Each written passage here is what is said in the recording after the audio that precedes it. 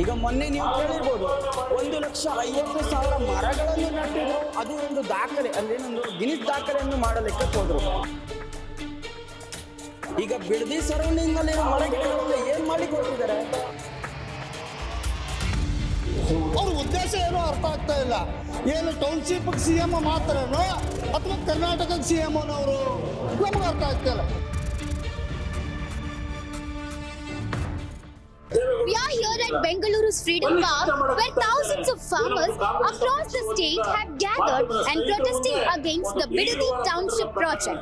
The protest was organized by the JDS on August 18th under the leadership of former Prime Minister H.D. Deve Gowda. The JDS opposed the government's move to forcibly acquire farmers' land for the Bidadi Township project.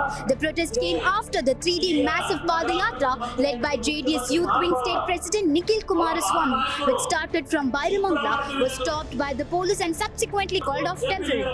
Following this, the JDS organized a larger protest at Freedom Park.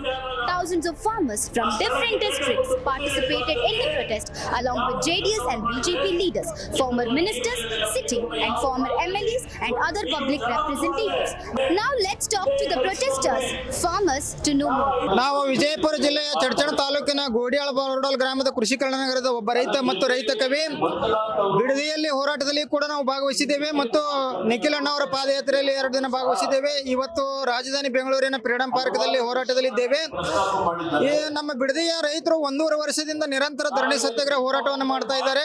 ಅವರು ಜಮೀನು ಕೊಡಂಗಿಲ್ಲ, 10 ಲಕ್ಷಕ್ಕಿಂತ ಹೆಚ್ಚಿನ ಮರಗಳನ್ನು ಉಳಿಸ್ತೇವೆ, ನಮ್ಮ ಪ್ರಾಣಿ ಪಕ್ಷಿಗಳು, ನಮ್ಮ ಜಮೀನ, ನಮ್ಮ ಗ್ರಾಮೀಣ ಕೃಷಿ ಸಂಪ್ರದಾಯ ಉಳಿಬೇಕಂತಕ್ಕಂಥ ಅವರು ನಿಲುವು ಮೆಚ್ಚತಕ್ಕಂಥ ಹೋರಾಟ ಇದೆ. ಆದರೆ ನಮ್ಮ ಕರ್ನಾಟಕ ಸರ್ಕಾರ ಒತ್ತಾಯಪೂರ್ವಕ ಜಮೀನು ಬಳಸಿಕೊಳ್ಳಕ್ಕೆ ಅಧಿಸೂಚನೆ ಹೊರಡಿಸಿದೆ.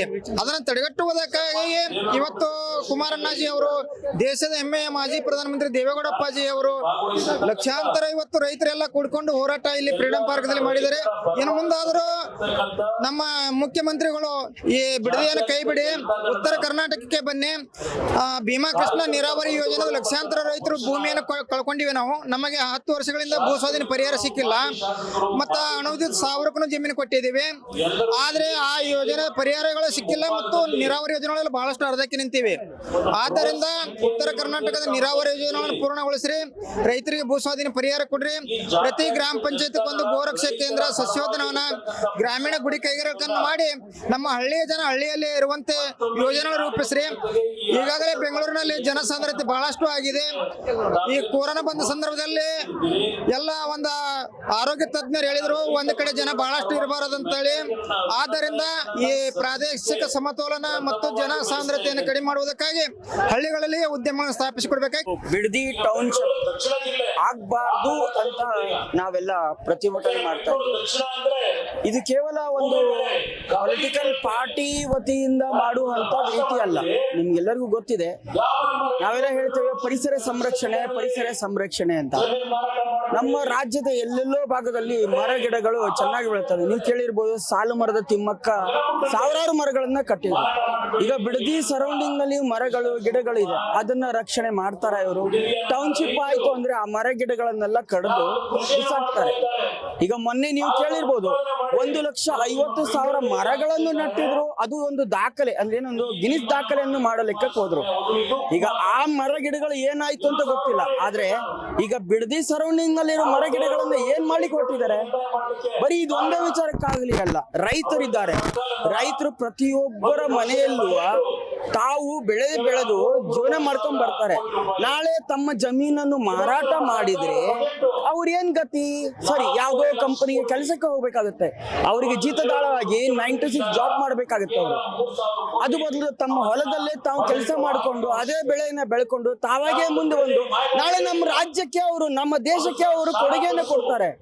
ಅವ್ರೇನು ಯಾವತ್ತೂ ಭಿಕ್ಷೆ ಬೇಡಿ ನನಗೆ ಸಾಲ ಮನ್ನಾ ಮಾಡಿ, ಅದು ಮಾಡಿ, ಇದು ಮಾಡಿ ಅಂತ ಕೇಳುವುದಿಲ್ಲ ರೈತರು.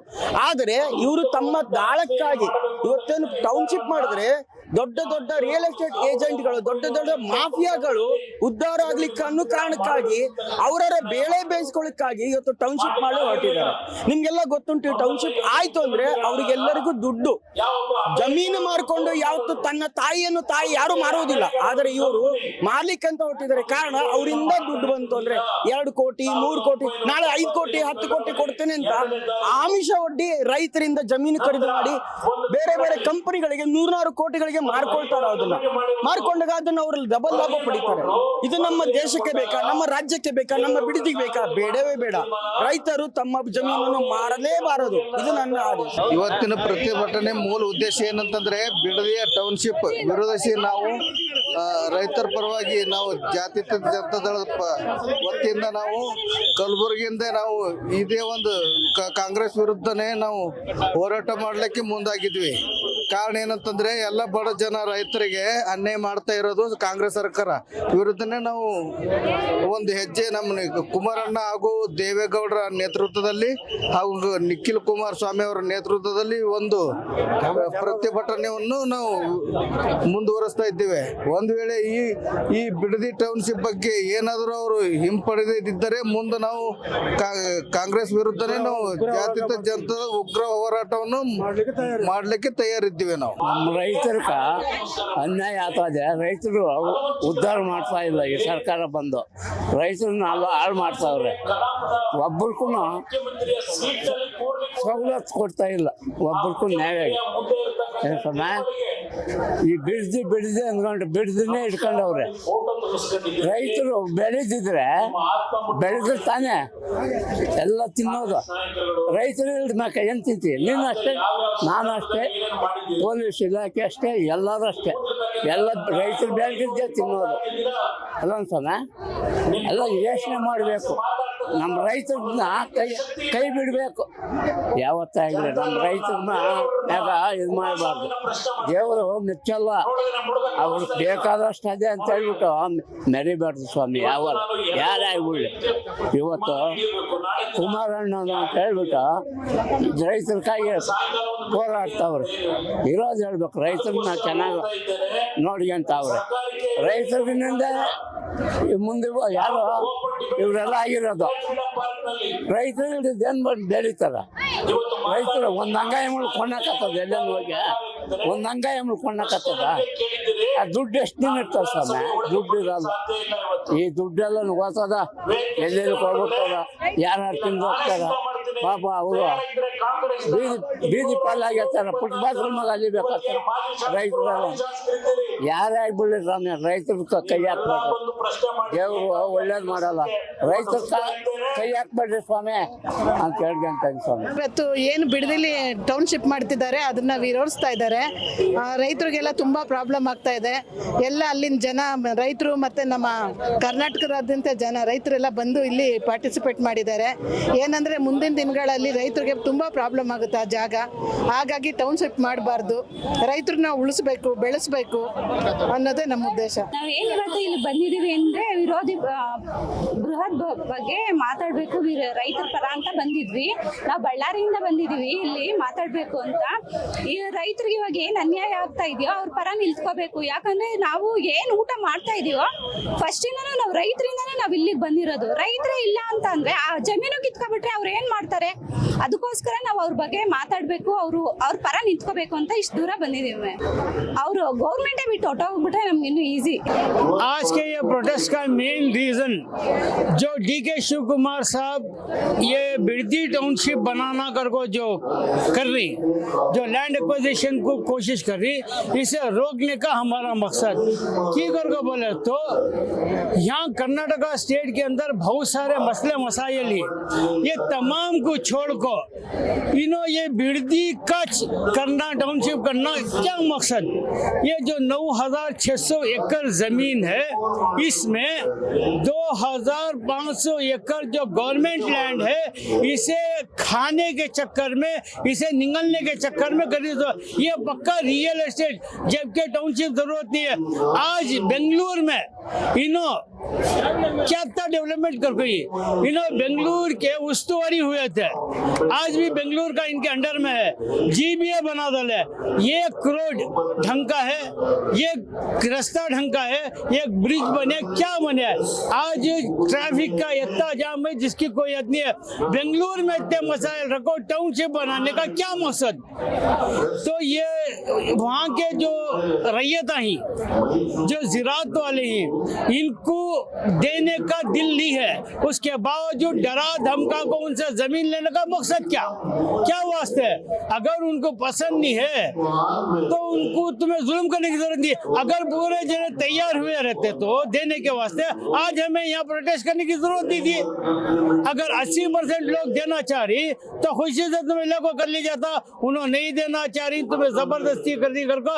आज JDS पार्टी कुमार स्वामी और देवेगौड़ा साहब रैयता के हक में लड़ने के वास्ते खड़ी था, और ये लड़ी जब तक जारी रहती तब तक इन्होंने टाउनशिप नहीं छोड़ते, हमें ये लड़ी जारी रखनी। कांग्रेस वाले को बच्चा पैदा करने की ताकत तो है नहीं, हमेशा इन अडॉप्शन दत्तू लेते सर, तो हर एक चीज में इज्जत करी। तो देख ले तुम्हें जितने इनके लीडर्स हैं उसमें 60% लीडर JDS के ही सर, ऐसा जो इनको फायदा होने का रहता है। कुमार स्वामी 2006 में जब पहली बार CM बने, टाउनशिप बनाना करके बोले, मगर जब रैयता को हमें जमीन नहीं देते करके बोले तो उन्हें छोड़ डाले। तो दोबारा तुम्हें इसे अडॉप्शन की तो तुमना इसमें तुमना मुना हुआ है, ये रियल एस्टेट धंधा तुम्हारा, इसके तुम्हें माहिर तुम्हें DK साहब, तो इसके वास्ते ये अडॉप्शन कर ली। जो कुमार स्वामी का दूसरे जो ख्वाब ही, जैसा कि गवर्नमेंट स्कूल को इंग्लिश प्राइवेट स्कूल के तरह का बनाना, गवर्नमेंट हॉस्पिटल को हाईटेक हॉस्पिटल बनाना, हर एक गरीब के सर पे छत रहना और हर एक को नौजवान को नौकरी देना, ये ख्वाब की तुम्हें पूरा नहीं कर रही। ये भी तो कुमार स्वामी का ख्वाब ना। ये जन्म में DK शिव कुमार स्वामी के इतने बरोबर भी तुम्हें आ नहीं सकते ना आते, खाली तुम्हें लूटने का काम कर ली। जो रैयत को ज़राअत वाले को तुम्हें अपोजिट कर ली, जो रैयत तुमने जितना को सिर पर बिठाया, आने वाले दिनों में ये रैयत तुमने लात मार को घर को भेजता। ಇವತ್ತು ಬಿಡದಿ ರೈತರು ಬಿಡದಿ ಜಮೀನು 3700 ಎಕರೆ ಅಕ್ವಿಜೇಷನ್ ಮಾಡ್ಕೊಂಡಿದ್ದಾರಲ್ಲ, ಅದಕ್ಕೋಸ್ಕರ ಯಾವ್ದಾದ್ರು ಬಿಡುಗಡೆ ಮಾಡಬೇಕು ಅಂತ ಹೇಳಿ ಇದನ್ನ ಮೂಲ ಉದ್ದೇಶದಿಂದ ಇದನ್ನ ಮಾಡಲಾಗಿದೆ. ನೀವು ಹೇಳಿದ್ ಕರೆಕ್ಟ್. ಈಗ ತಾನೇ ಕುಮಾರಸ್ವಾಮಿಯವರು, ನಿಖಿಲ್ ಕುಮಾರಸ್ವಾಮಿಯವರು ಎಲ್ಲ ಹೇಳಿರು 1995-96ನೇ ಇಸ್ವಿಗೆ ಕುಮಾರಸ್ವಾಮಿಯವರು ಇದನ್ನ ಅಕ್ವಿಜೇಷನ್ ಮಾಡಿ ಸತ್ಯ ಅಂತ. ಆದ್ರೆ ಅವತ್ತು ಪರಿಸ್ಥಿತಿ ರೈತರು ಎಗೇನೆಸ್ಟ್ ಮಾಡಿದ್ರಿಂದ, ರೈತರ ಒಕ್ಕೂಟಕ್ಕೆ ರೈತರ ಹಿತದೃಷ್ಟಿಯಿಂದ ಅವರು ರೈತ ಮಹಿಳೆ ಬಂದು ಕಣ್ಣೀರಾಕಿ ಯಾವುದೇ ಕಾರಣಕ್ಕೂ ಇದನ್ನ ಬಿಡುಗಡೆ ಮಾಡಬೇಕು ಅಂತ ಹೇಳ್ಬಿಟ್ಟು ಒತ್ತಾಯ ಮಾಡಿದ್ರಿಂದ ಅವತ್ತು ಬಿಡುಗಡೆ ಮಾಡಿದ್ರು. ಅದನ್ನೇ ಕುಮಾರಸ್ವಾಮಿ ಕೂಸು ಅಂತ ಈಗಿನ ಸರ್ಕಾರ ಬಂಡಿಗೆ ಕೆಲಸ ಮಾಡ್ತದೆ, ಒತ್ತಾಯ ಪೂರ್ವಕವಾಗಿ ಮಾಡಿ ಇದನ್ನ ದಿಕ್ಕೆ ಬದಲಿಸ್ತಾ ಇದ್ದಾರೆ. ಇದನ್ನ ರೈತರನ್ನ ಯಾವುದೇ ಕಾರಣಕ್ಕೂ ಇದು ಮಾಡ್ದೇನೆ ದಯವಿಟ್ಟು ಇದನ್ನ ಬಿಡುಗಡೆ ಮಾಡಿಸಿ ರೈತರನ್ನಗೋಸ್ಕರ ಇದನ್ನ ಬಾಳ್ಕೊಡ್ಬೇಕು ಅಂತ ಹೇಳಿ ನನ್ನ ಉದ್ದೇಶ. ಇವತ್ತು ಕೋರ್ಟ್ ಆದೇಶ ಕೂಡ, ನ್ಯಾಯಾಲಯ ಕೂಡ ಇದನ್ನ ಬಿಡುಗಡೆ ಮಾಡಬೇಕು ಅಂತ ಹೇಳ್ಬಿಟ್ಟು ಮೊನ್ನೆ ಹೈಕೋರ್ಟ್ ಆದೇಶ ಸಿಂಗಲ್ ಬೆಂಚ್ ಆದೇಶ ಕೊಟ್ಟಿದೆ. ಅದನ್ನ ಪರಿಪಾಲನೆ ಮಾಡಬೇಕು. ಅವರು ನಾವು ರೈತರು ಸಂವಿಧಾನ ಅಂತ ಹೇಳ್ತಾರಲ್ಲ, ಅದನ್ನ ಹೇಳ್ಬೇಕು. ಅವರು ಯಾವುದೇ ಕಾರಣಕ್ಕೂ ಒಂದು ನ್ಯಾಯ, ರೈತರು ಬೆನ್ನೆಲುಬು. ರೈತರು ಇಲ್ಲ ಅಂದ್ರೆ ಯಾರು ಹೇಳ್ತೀರಾ? ನೀವು ಇಲ್ಲ, ನಾವು ಇಲ್ಲ. ಯಾವುದೇ ಕಾರಣಕ್ಕೂ ರೈತನ ಉದ್ದೇಶ ಮಾತ್ರ ಈಡೇರಿಸ್ಕೊಡ್ಬೇಕು. ನೀವ್ ಹೇಳೋದು ಅವ್ರು ಹೇಳೋದು ಸತ್ಯ ಅಂತ ಅಲ್ಲ. ಇವತ್ತು ಬಂದಿರೋ ಇಲ್ಲಿ ಜನನೇ ಸಾಕ್ಷಿ ನೋಡಿ. ಜನ ಎಷ್ಟು ಜನ ಬಂದಿದ್ದಾರೆ, ಅವತ್ತು 8 ಜನ 5 ಜನ ಯಾರೋ ಅವ್ರ ಪಟಾಲಂಗಳು ಹೋಗಿ ನನಗೆ ಅವ್ರನ್ನ ಚೆಕ್ ಕೊಡಿಸ್ಬಿಟ್ಟು ಇದಕ್ಕೆ ಯಾರನ್ನ ಒಬ್ಬ ಶಾಸಕರು ಹೋಗಿ ಚೆಕ್ ಕೊಡೋ ಉದ್ದೇಶ ಇದೆಯಾ? ಆಕ್ಚುಲಿ ಸರ್ಕಾರ ಅದನ್ನ DC ಯಾವ್ದಾದ್ರು ಜಿಲ್ಲಾಧಿಕಾರಿಗಳು ಹೋಗಿ ಅಲ್ಲಿ ಇದು ಚೆಕ್ ನ ವಿತರಣೆ ಮಾಡಬೇಕು, ಒಂದು ಸಮಾರಂಭ ಮಾಡಿ.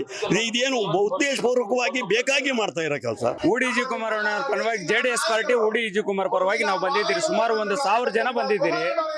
ಬಿಡದಿನಲ್ಲಿ ಬಡವರಿಗ ಅನ್ಯಾಯ ಆಗೋದ್ರಿಂದ ನಾವು 3 ದಿನ ಪಾದಯಾತ್ರೆ ಬಂದು ಇದು ಮಾಡ್ಕೊಂಡು ಇವತ್ತು 1000 ಜನ ಮಾಲೂರಿನಿಂದ ನಮ್ಮ UDG ಕುಮಾರಣ್ಣವರು JDS ಪಾರ್ಟಿನಿಂದ ನಾವು ಎಲ್ಲ ಸೇರಿ ಒಟ್ಟಾಗಿ ಬಂದಿದ್ದೀರಿ. ಬಂದಿದ್ದೀರಿ ಬಿಡದಿ ಪರವಾಗಿ ರೈತರನ್ನ ಇದು ಮಾಡೋದ್ರಿಗೆ.